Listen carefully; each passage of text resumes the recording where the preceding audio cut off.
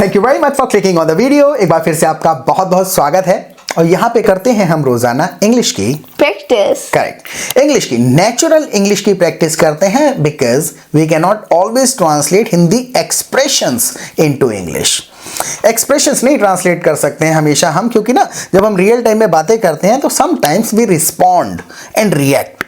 Respond करते हैं, react करते हैं उन अवस्थाओं में रेडीमेड फ्रेसेस और रेडीमेड सेंटेंस स्ट्रक्चर्स बोले जाते हैं जो हिंदी में अलग तरीके से बोले जाते हैं। तो आज के सेशन में हम क्या करेंगे, कुछ रियल टाइम में कॉन्वर्सेशन करेंगे, ठीक है, जहां पर हमें कुछ एक्सप्रेशंस पता चलेंगे, अच्छा इस बात पे कैसे रिएक्ट करना है, राइट। और कुछ हिंदी टू इंग्लिश ट्रांसलेशन करेंगे जिससे ग्रामर साथ के साथ समझ में आएगी। ओके, तो अब इस सेशन को पूरा देखिएगा, stay tune till the end. By the end of this session you will have understood the logic of spoken English, कि अच्छा सोचना कैसे है इंग्लिश में, राइट। और चैनल को सब्सक्राइब नहीं किया तो प्लीज चैनल को सब्सक्राइब कर लीजिएगा और नोटिफिकेशन बेल आइकन को साथ में दबाइएगा, क्योंकि रोजाना एक हमारा लाइफ से रिलेटेड, रियल लाइफ से रिलेटेड एक सेशन आता है, तो जैसी वीडियो डलेगा आपको नोटिफिकेशन मिल जाएगा, राइट। अब जैसे मान के चलो मैं महरीन से कहने लग जाऊं, now you have got to answer my question. मैंने कहा now you have got to answer my question. मैं इस बात को ऐसे कह रहा हूं, अगर मैं इसको ऐसे कहूं, now you have to answer my question. You have got to और यू हैव टू, इनमें क्या फर्क है? यू हैव टू मतलब करना ही करना पड़ेगा, हाँ, और गॉट टू मतलब अब करना अब पड़ेगा। करना पड़ेगा। आई हैव टू मतलब पहले से प्रिपेयर्ड हूं, कंपल्जन है, और now you have got to यानी अब करना पड़ेगा, पहले से नहीं था कंपल्जन, अब फंस गई आके, फंस गए यहाँ पे। और इन्होंने क्या करा है, दे एट माई गुलाब जामुन, मेरा गुलाब जामुन चोरी हुआ है। तो now you have got to answer my question, क्योंकि अब पकड़ लिया मैंने, ठीक है, चलो पकड़ा गया। हाँ। So now tell me who ate my gulab jamun. It wasn't me. It wasn't you.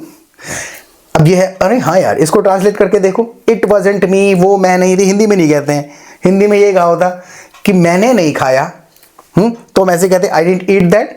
लेकिन मैंने पूछा who ate my gulab jamun, it wasn't me, मैंने नहीं खाया। ये कहें, मैं तो ईमानदार हूँ।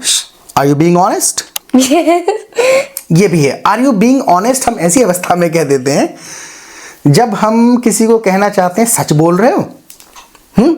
तो are you telling the truth, literal translated version sound बहुत ज्यादा लिटरल हो जाता है, राइट। तो आपकी फ्रेंड है, स्कूल वगैरह में कोई फ्रेंड के साथ बात हो रही है और यकीन नहीं आ रहा उसकी बात पे, हाँ, कि सच बोल रही हो।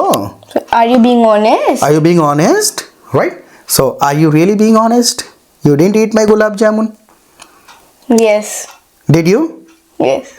You ate my gulab jamun. No. तो यस नो, हाँ, तो पूरा सेंटेंस तो बोल, मैं कंफ्यूज हो गया वेदर यू एट और नॉट।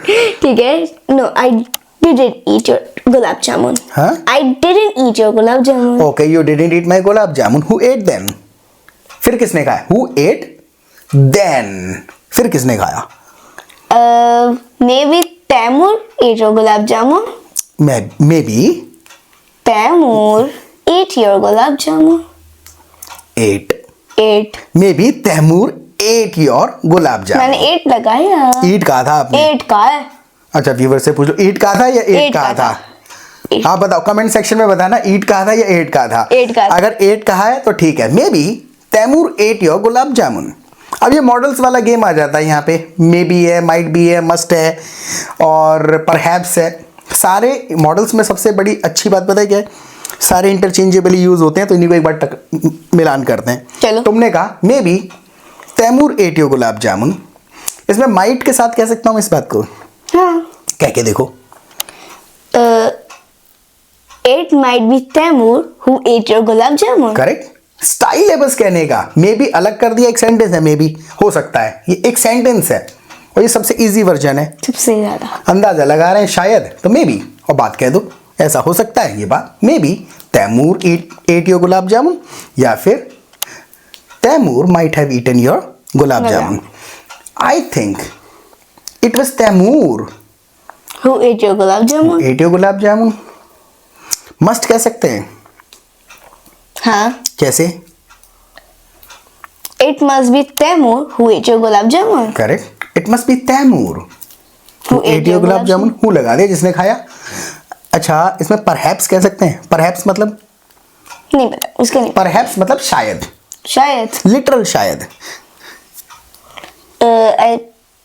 परहैप्स भी अपने आप में शब्द है अलग, हिंदी की तरह। शायद, perhaps. Perhaps Taimur ate your gulab jamun. करेक्ट, but he didn't. Are you sure? It was you who ate my gulab jamun, I know. कितना भी कह लो चोरी पकड़ी जाती है। हाँ। खाया, मैंने नहीं खाया है। हाँ। It doesn't matter how hard you try to hide, but the truth comes out.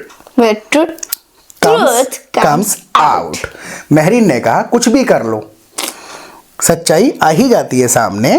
तो कुछ भी कर लो यानी कि आप ये क्या कह रहे हैं? It doesn't matter. It doesn't matter. ये अपने आप में फ्रेज हो गया, फर्क नहीं पड़ता, चाहे कुछ भी कर लो, है। It doesn't matter. और कितनी भी कोशिश कर लो, how hard you try, How hard you try to hide. Right, छुपाने की कितनी कोशिश कर लो, it doesn't matter how hard you try to hide. How tried. बोल के देखो, प्रोनाउंस करना बहुत जरूरी है। से एवरी सेंटेंस आउट लाउड, हर सेंटेंस को पूरा जोर से प्रोनाउंस करो, क्योंकि मसल मेमोरी होता है, बोलने की आदत डालनी पड़ेगी। बोलो, मिटा देता हूं मैं सारा, अब बोल के देखो। चलो। It doesn't matter how how hard hard, you try, how hard you try to hide, but truth comes out. comes out. सच बाहर आ ही जाता है। मैं तो ईमानदार थी। ओके। ओके, तो okay, what about your trip? Trip? Your trip to Agra? Yes. ये होता है जब हम हिंदी में इंग्लिश में बात करते हैं ना, तो ये होता है। मैंने ऐसे ही कह दिया, मैंने से what about your trip. Hindi में मैं क्या इसका ट्रांसलेशन में लाऊं? हम अटक क्यों जाते हैं? क्योंकि हम हिंदी के सेंटेंसेस को ट्रांसलेट कर रहे हैं और हम एक्सपेक्ट करते हैं कि we will sound natural in English. नहीं होगा, रियल टाइम में बातें करनी पड़ेंगी। मैंने पूछा व्हाट अबाउट योर ट्रिप, तो मैं कल की ट्रिप के, वो जो पिकनिक पे जाने वाले हैं 15 तारीख, उस ट्रिप के बारे में पूछ रहा हूँ। उसका क्या हुआ, उससे रिलेटेड कुछ भी। जब रिलेटेड कुछ भी पूछते हैं तो व्हाट अबाउट, ओके, है। जैसे व्हाट अबाउट योर ट्रिप, इसमें सब फीलिंग आ गई, बताओ उससे रिलेटेड कुछ भी, राइट। और ये रियल टाइम में सीखने का ना ये एक्सप्रेशंस हैं। मैं आपको 100% एक सच्ची बात बता रहा हूँ, फिर से कहता हूँ, आई एम बीइंग ऑनेस्ट। यानी जैसे दोस्त से कह रहे थे ना कि are you being honest, similarly I am being honest. ईमानदारी से बता रहा हूं। ये एक्सप्रेशंस, ग्रामर आपको आती है, आप बेसिक सेंटेंसेस ट्रांसलेट कर पाते हैं। इसको सीखने का सबसे बेस्ट तरीका है रियल टाइम में आपको बात करनी ही पड़ेगी। जब रियल टाइम में बातें करेंगे तो रियल टाइम में रियल एक्सप्रेशंस एक्सप्रेस करेंगे। और उसको सीखने का सबसे अच्छा तरीका ये है कि आप हमारा प्रैक्टिस ग्रुप ज्वाइन करिए और लाइव क्लासेस अटेंड करिए। हमारे प्रैक्टिस ग्रुप में क्या होता है, पूरे दिन रियल टाइम में ऐसी ही छोटी छोटी बातें चलती रहती हैं। मानो आपको कुछ भी नहीं आता, तब भी जब आप ज्वाइन हो जाएंगे ना, तो वॉइस कॉल का ऑप्शन होता है, कॉन्फ्रेंस कॉल में बातें होती हैं बोल बोल के। तो जब आप दूसरे लोगों को बात करते सुनोगे तो आपको आइडिया मिलेगा कि अच्छा, इस प्रकार की फीलिंग को एक्सप्रेस करने के लिए ये वर्ड्स हो रहे हैं यूज, और यहाँ से सेंटेंस शुरू हो रहा है। 2, 4, 5 घंटे के अंदर जब सुनोगे ना, 5 घंटे मतलब कंटिन्यूसली नहीं, 15-15 मिनट के इंटरवल्स पे सुनेंगे, तो आपको लगेगा हाँ यार, अब मुझे पता चल रहा है कि किस फीलिंग को कैसे एक्सप्रेस करना है।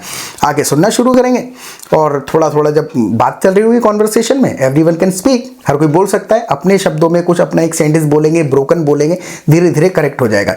तो धीरे धीरे शुरुआत करनी है। प्रैक्टिस ग्रुप में ज्वाइन हो जाइए, पूरा दिन कॉन्वर्सेशन सुनिए, उसमें से सेंटेंस लीजिए, अपने कॉन्वर्सेशन में यूज़ करिए अपनी बातों को एक्सप्रेस करने के लिए। तो पूरे दिन प्रैक्टिस करिए, कोई लिमिट नहीं है यहाँ पर। और फिर दिन में होती है 2 बार लाइव क्लासेस। तो जो कुछ ग्रामर रूल, कॉम्प्लिकेटेड चीज़ें हैं, समझ नहीं आ रही हैं, एक्सप्रेशन समझ नहीं आ रहे, तो we simply come together every evening and we discuss those grammar rules and sentence structures. हम उनको डिस्कस करते हैं। 15 दिन में लॉजिक ऑफ स्पोकन इंग्लिश समझ में आ जाएगा। ग्रामर का कोई ऐसा रूल नहीं होगा जो आप कहें कि मुझे नहीं आता, राइट।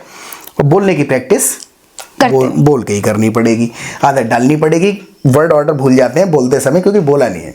तो यहाँ बोलेंगे जी भर के तो हो जाएगा। बहुत ही सस्ता है, आप मुझे व्हाट्सएप करिए and see the improvement with in 15 days, 15 दिन के अंदर, right.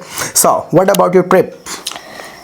okay, so I'm very happy because I convinced mama. Right, I am very happy because I could convince mama. could लगा करके और फीलिंग आ गई तुम्हारे सेंटेंस में, Because I could convince right. mama. I convince यानी literal करा मैंने, और आई कुड कन्विंस मम्मा यानी कर लिया, कर पाना, सकना, व्हाट द पॉइंट। Okay. तो ये एक एक वर्ड फीलिंग बदल देता है। So I am really happy because I could convince मम्मा। ओके, अब मैं कहूँ एंड मान कैसे गई मम्मा तुम्हारी, फीलिंग पकड़ना और हर सेंटेंस को बोलने की कोशिश करो। कहो मान कैसे गई मम्मा तुम्हारी, ये पूछना है किसी से। जैसे कहें यार मैम मान, स्कूल में मैम मान कैसे गई, अवस्था पकड़ो। ठीक है। How your mom convinced. नहीं, हम कैसे तो लगा रहे हैं लेकिन ये वो वाला कैसे नहीं है। तो देखो कैसे, हाउ का मतलब एक तो कैसे हाँ है और कैसे, लेकिन ये कैसे, हाउ मतलब होता है किस प्रकार से। जैसे कि how do you make tea, how do you speak English, how do you go to school, ये है कैसे प्रक्रिया। यहाँ है। प्रक्रिया की बात नहीं कर रहा हूँ, यहाँ असमंजस जता रहा हूँ, ये कैसे हो गया। तो कहेंगे how come. How come, how come अपने आप में बना हुआ एक एक्सप्रेशन है। जब हम ये जताना चाहते हैं ये कैसे हो गया भाई, how come, how come your mom agreed, how come your mom agreed. I feeling. बहुत अच्छे से। अब मैं ऐसे कह दूं how did your mom agree, तो मैं प्रक्रिया की बात सी कर रहा हूं कि मम्मा ने किस प्रकार से अग्री किया होगा, है। बड़ी जैसे मुश्किल से। जैसे कहूं how did your mom react, उसमें मैं उस स्टाइल की बात कर रहा हूं, कैसे रिएक्ट करा। आपको पता है बड़ा डर लगा था। आई होप कि समझ में आई। हाउ कम कब कहते हैं, जैसे मान के चलो इरम कहे कि यार अब तो मैं भी जा रही हूँ ट्रिप पे, I am also going on trip. Okay, कहना है तुम्हारे पेरेंट्स कैसे मान गए, how come your parents agree. Got the point. तो ये how come, it was in me पूछना है। तो ये चीज़ें कैसे समझ आएंगी रियल टाइम में। ये 200-300 एक्सप्रेशंस हैं, सिचुएशंस। ये 300 वर्ड्स सेंटेंस स्ट्रक्चर्स मास्टर कर लीजिए और 35 ग्रामर के वर्ड्स होते हैं, डिस्पाइट, इन स्पाइट ऑफ वगैरह वगैरह, और कुछ भी नहीं है। हमने गलत तरीके से इंग्लिश सीखी है इसलिए इतना समय लग रहा है। रियल टाइम में सुनते जाइए, एडॉप्ट करते जाइए। अब आपको ही कहना पड़े, कल आप हमारे सेशन में कह के देखो, अरे आज आप ग्रामर कैसे समझा रहे हैं भाई, वैसे तो नेचुरल बातें करते हैं। तो इसमें भी आप वही असमंजस ही तो है हाँ, कि आप आज ग्रामर कैसे समझाने लगे। आप बोल के देखो कमेंट सेक्शन में। बोल। पहले आप बोल के देखो, फिर इसको हम बोलेंगे भी। पहले आप कोशिश करो, हैं, अब बोलना आज आप ग्रामर कैसे समझाने लगे। हाउ कम, और बाकी बात नॉर्मली कह देंगे, how come you explaining grammar, right. How come you explaining grammar today. Grammar today. आई बात समझ में। हाँ, हाँ, तो यही एक्सप्रेशंस रटने हैं, राइट। और अब आते हैं उसी पे, जब ग्रामर की बात आ ही गई है तो despite, in spite of, even though, 35 words हैं और इनकी कोई हैसियत नहीं है। बताऊं क्यों? क्यों? क्योंकि ये इंटरचेंजेबली यूज होते हैं। ऐसा नहीं है कि जी काम नहीं चलेगा, ये नहीं आता तो। बिना ग्रामर के एक सेंटेंस नहीं बोला जा सकता, लेकिन सिर्फ ग्रामर से मात्र 10% बन पाएंगे, 90% अपने तरीके से। अब जैसे मान के चलो ये कहूँ इतना कोहरा था, क्या टाइम हुआ है 11 बजे, इतना कोहरा था फिर भी मुझे ये मार्केट ले गई। 10 बजे गए थे। हाँ, 10 बजे भी कम नहीं था। हाँ, हम ट्रिप पे 10 बजे आएंगे। ठीक है, अब कहना है इतना कोहरा था फिर भी मुझे मार्केट ले गई है। कोहरे को फॉग कहते हैं हाँ, ना? फॉग कहते हैं। इतना कोहरा, लॉजिक देखो, सिचुएशन देखनी है। आप बोल के देखो, पहले आप कोशिश करो, फिर मैं डिकोड कर दूंगा आपकी हिंदी को, तुम कह दोगी सही से। इतना कोहरा था फिर भी, यूं मैं इतना कह रहा हूं ना बार बार, ये कह रहा हूं इसके बावजूद। Despite correct. too much fog, हाँ,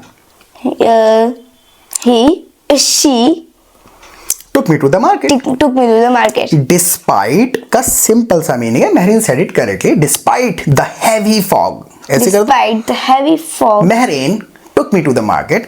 डिस्पाइट उल्टा सोच के लगाना पड़ेगा हिंदी में, मतलब इंग्लिश में उल्टा सोचना पड़ेगा। आप डिस्पाइट केवल ऐसे सिचुएशन में यूज करेंगे जब आप ये कह रहे हैं ये अवस्था थी, उसके बावजूद कुछ हुआ।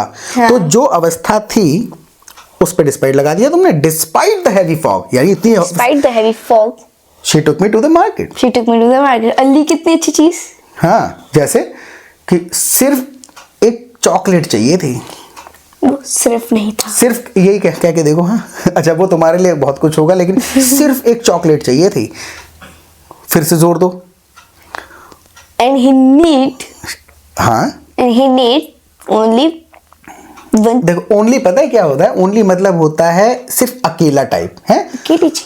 इसमें एम्फेसाइज करेंगे all she needed All she needed, या all she wanted all she wanted was was just a chocolate। just a chocolate.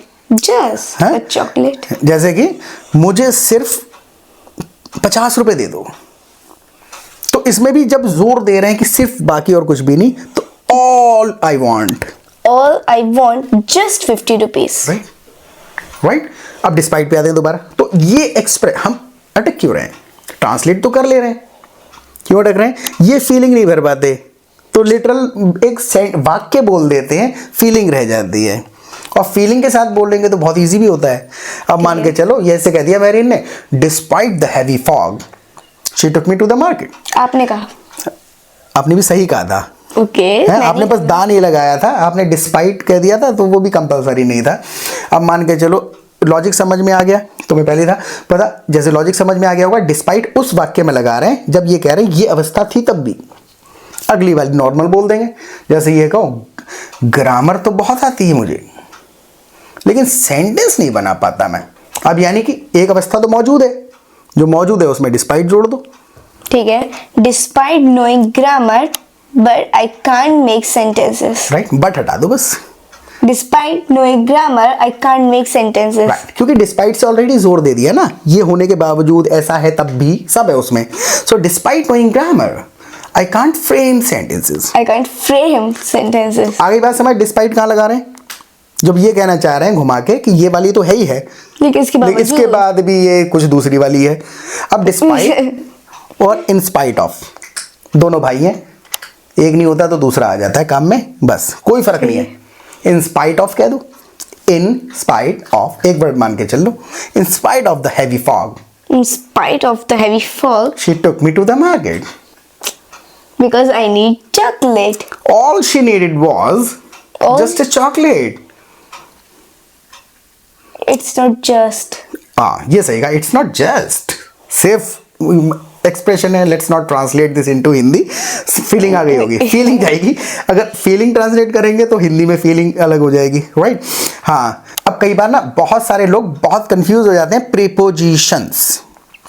Prepositions इतनी आसान चीज़ है कि अगर आप रियल टाइम में सच में बात करेंगे, हिंदी नहीं ट्रांसलेट करें, तो समझ लीजिए it's a piece of cake.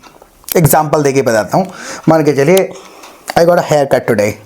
I got a hair cut today. 2 inch बाल कटे हैं बस। हाँ, थे ही 3 इंच। ओके, सो अब मान के चलो मैं आपको पूछूं कि मैं इन बालों में कैसा लग रहा हूं? छपरी। छपरी। छपरी को पता है क्या कहते हैं?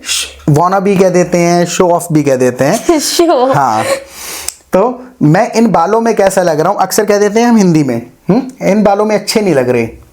तो अगर हम बालों में मिलाएं तो इन वगैरह कुछ लगाएंगे, तो आप पूछ के देखो मैं इन बालों में कैसा लग रहा हूं। मैं अपने बारे में, हाँ आप पूछो, आप बोल के देखो। ठीक है। How do I look with this hair style? With, right, ठीक है, चलो यहीं से स्टार्ट करते हैं। How do I look with this hair style. अब मैं कहूं इस स्वेटर में कैसा लग रहा हूं? How do I look in this sweater? Correct. In क्यों कहा इसमें? हेयर स्टाइल के साथ विद कर दिया था, इसमें इन क्यों कर दिया? इनका मतलब पहने हुए हैं। इन मतलब कुछ इनसाइड जैसा लग रहा है ना कि मैं इन हूं, लग रहा है। So how do I look in this sweater और how do I look with this hair style. तो जब देख के बोलेंगे तो ठीक है। अब मान के चलो चश्मा लगा लिया मैंने, अब मैं कहूं चश्मा लगा के कैसा लग रहा हूं? लगा के अब मैं इनसाइड तो नहीं हो गया चश्मे के, तो बोल के देखो। ठीक है। How do I look with this glasses? Right, these glasses, plural है ना। How do I look with these glasses? मैंने इमेजिन करा, बहुत बुरे लग तो रहे हैं। ये सिर्फ इस सिचुएशन से रिलेटेड नहीं है, प्रीपोजिशंस बहुत इजी हैं। जैसे ये कहूं कि भाई ऐसा करो, मेरा गुलाब जामुन प्लेट में दे दो, कटोरी में मत देना, मेरा गुलाब जामुन दे दो प्लेट में।